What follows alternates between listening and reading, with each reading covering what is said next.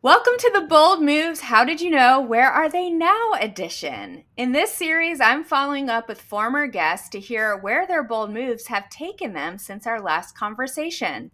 And if there's anything I know about bold movers, it's that they're always on the move, creating new opportunities for themselves in the direction of their goals and dreams.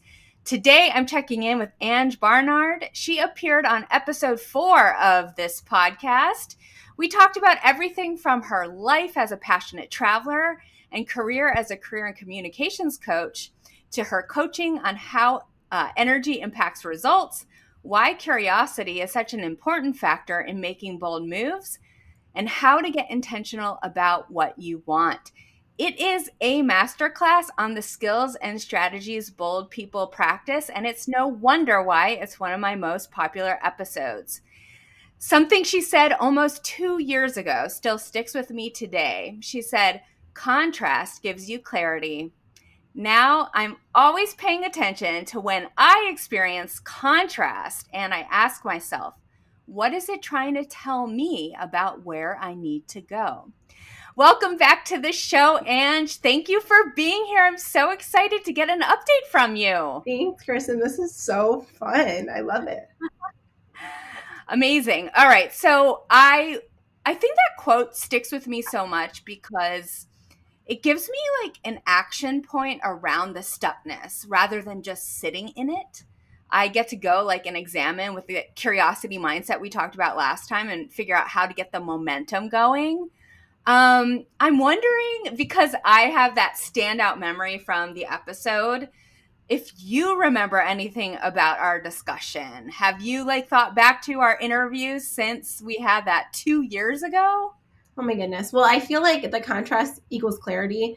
I feel like that's something I'm always thinking about around how instead of like in my life now when I'm experiencing things that I don't like, instead of getting bogged down and spending energy and focusing on like I don't like this and feeling stuck, Yeah. it's like I do that energetic shift and I use it to serve me. And I'm like, this is telling me something. And that causes me to continue to make those bold moves because I feel like I'm able to shift out of that stuck place because I see it as a gift instead of something that's gone wrong.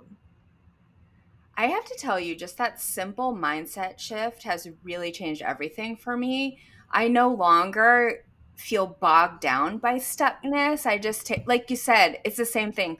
I take it as an opportunity to like examine more about like what's going on? Why is that going on? What is that telling me about where I'm going? So I wanted to thank you because that was such an important message for me to hear during that conversation that I literally have used for the last 2 years. So I so appreciate it. So let's catch up. Like, what has been going on in your life? What's new in your career? I want to hear about all of it. Oh my goodness, so many new things. Since I last came on the show, I have had a baby. I actually Oh gave my birth to God. my son in my home. So that was a big Oh my goal of God. mine and to go through like the birthing process in my own home environment. So I figured that out, made that happen, and I have a very healthy, super cute, of course I'm biased, little boy. He So is I super have cute. yeah, I bring that. So that's in my life now. And we still travel a lot. He is probably one of the most traveled babies out there. I think he's just turned 7 months and he's on his 20 something flight already. So he's out there Crazy. seeing the world. And then I've been traveling for different speaking events. I've been doing some more keynotes, talking about energy shifting communication strategies that we can use to influence ourselves so we can influence other people so we can raise the energy in our environments. So that's something I've been geeking out about. I just released a TEDx talk this past year. What else has happened? I'm in the process of finishing my children's book. It's being illustrated right now, and that's to benefit Wow. a nonprofit. So there's like a lot of things going on. I've been creating courses, just a lot of good stuff. Wow. So, what? Okay, I want to. Okay, first of all, congratulations on becoming a new mom. That is such an exciting life milestone. And I've been seeing all of those pictures of you and Zion traveling the world. I wanted to pick your brain a little bit about this, though, because you, I know, intentionally went into your role as mom with a different vision for what that would look like. Mhm. And I think this is so helpful for people to hear because a lot of people feel stuck in their routines and they feel like they can't change anything. And also, importantly, like the societal conditioning can really get in the way of how we think about our bold moves. And so I think that's just really interesting point of view to share to help people think about things differently. So with that big preface, like what was your intention about becoming a mom and how have you continued to like live by that day by day? Oh, such a good question. I will say, and people know this, if you've ever entered the stage of motherhood, dang, is it change you a lot. It's a huge transition. And Mm-hmm. I think before I had my son, I had this thought though that I wanted to be the kind of mom that continued to pursue my dreams. That I wasn't the kind of mom that was like, oh, I just give up everything and now it's just about my son and nothing else. That was a Yeah. decision I made as I wanted to be an example to him of what it was like to continue to pursue your dreams. And I feel like I'm still honoring that in my life. So and I wanted to be able to bring him along for the ride. And there was a lot of, I guess, wisdom. I don't know if I want to call it wisdom, but advice from other people Yeah. about how, oh, you're not going to, or people would say things like, you're not going to want to do all that traveling, or you're not going to want to do XYZ thing when you have Right. him, or it's going to be so much harder when, and it's like everybody always wants to tell you like their truth, and I think we all got to think about that when it comes to our own life, that maybe that was someone else's experience. Maybe that was true for them, but that doesn't have to be true for me. And I need to think about what feels best for me.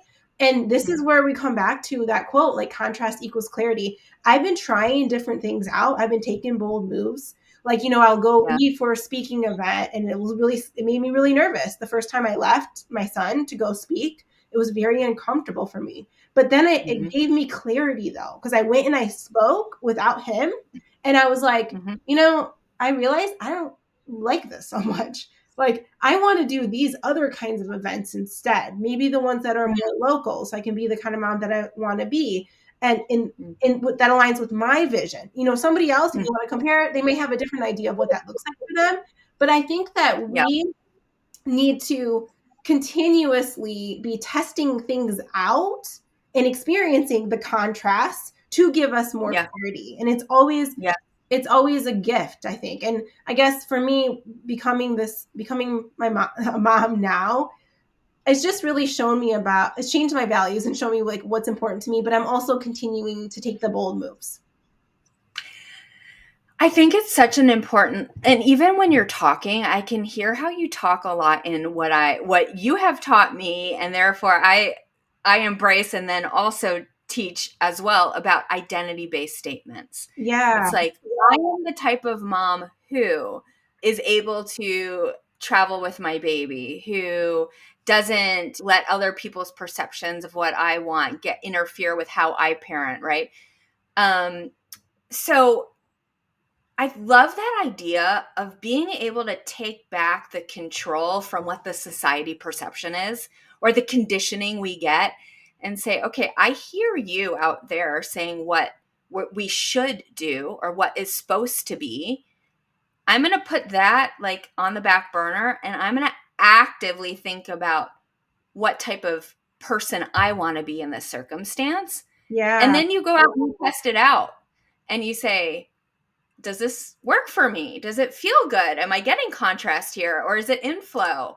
And then you're able to like adapt from there and define the role. In this case, we're talking about the role of mom as how you want to be a mom and not how other people want you to be a mom. yeah. And you learn by taking those bold moves and like Yeah, getting the feedback from it for yourself. Because I think a lot of times people like true. we all crave clarity, like I do too. But the way that we often get clarity about the direction we want to go is by just taking action and then doing the thing and being like, oh, I don't really like that so much, but I do like this part of it, so I'm going to keep that, and I'm going to keep that part of my vision. And you're constantly like like your vision is something that is constantly being redesigned based on things Yeah. that you are learning in your Yeah. environment. So there's also this practice that I think is really important, is to be intentional, but to also not be attached. Don't get married to every single thing that you're doing. You can change your mind anytime, Right. especially if there's something new that's come into your life,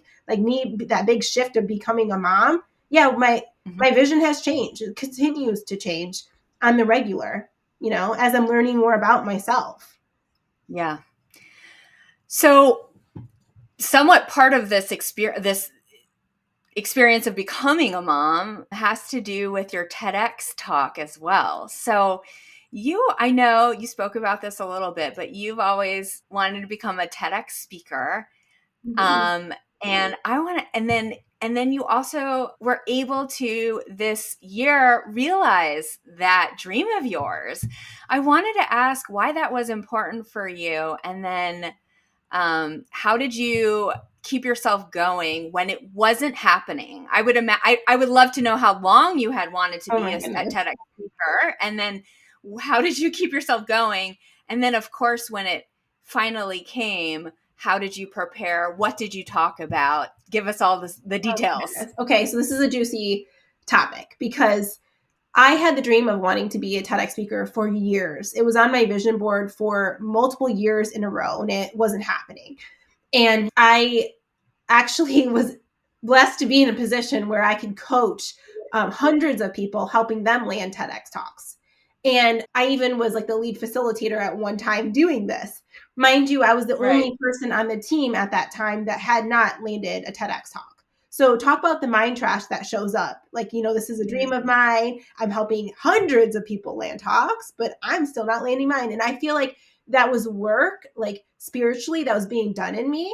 I really feel like Yeah. it was like keeping my faith, like practicing what I preach. Like that's what I was learning in that process.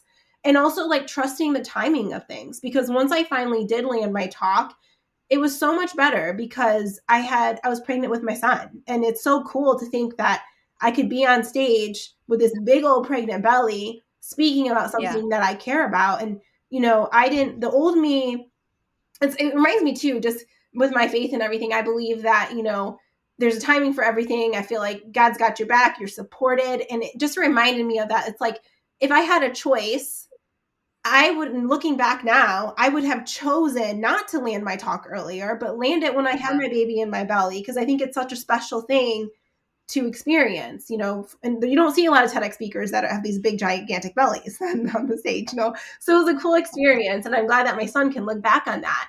And what I spoke about was increasing your likability under pressure. And in a nutshell, I'm really just talking about things I love talking about, which is like shifting energy and being able to shift your own energy. Like, you're feeling nervous or you're feeling afraid, having the skills to shift that so you can take action from a higher energy place. I talk about that in the talk. And I also talk about shifting other people's energy to be able to influence them from a very authentic place too, and how that creates amazing opportunities in your life. So it was fun to talk about that. And since then, I've been really blessed to help a lot of other people, land even more talks, and I've been getting referrals, and it's been really fun. But there was definitely that period of time of waiting and a lot of the mind trash and stuff that shows up. So I guess if anyone is going through that where you want something and it's not coming, I just want to say, like, trust the process, and really everything really is happening for you. And you're going to be so happy once you do get that thing that it came at the time that it did. And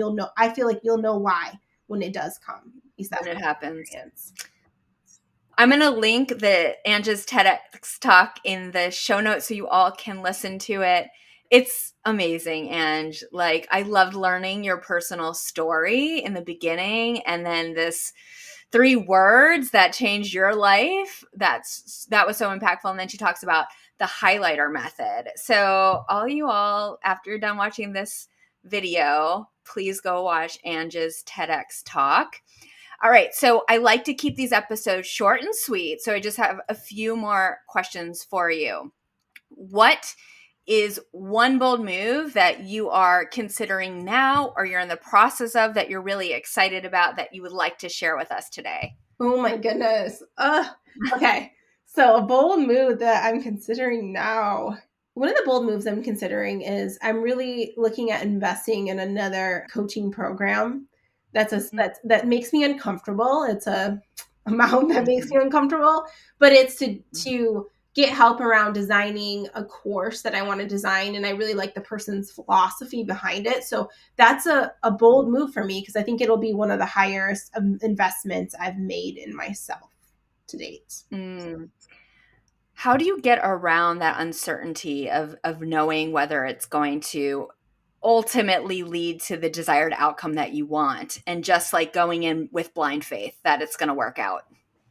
Oh, that's such a good question because I feel like one of my mentors told me this. They said that, if someone wasn't going to invest in my program, it's not always about that they don't believe in me. It's often that they don't believe in themselves. And I think about that when it comes to me investing in this other program. I'm like, I'm betting on myself. And sometimes I get in my head because I'm like, oh, and you've purchased stuff in the past and you didn't follow through and you didn't. But I stopped that, my trash, and I'm like, you know what? Yeah. I'm a different Yeah. person now. I know different things. Things have changed since then. And this is about me betting on myself. It's not about a person or a specific program. It's more about that relationship with myself that I want to honor and say, like, you're worth it and I believe in you, that you will follow through.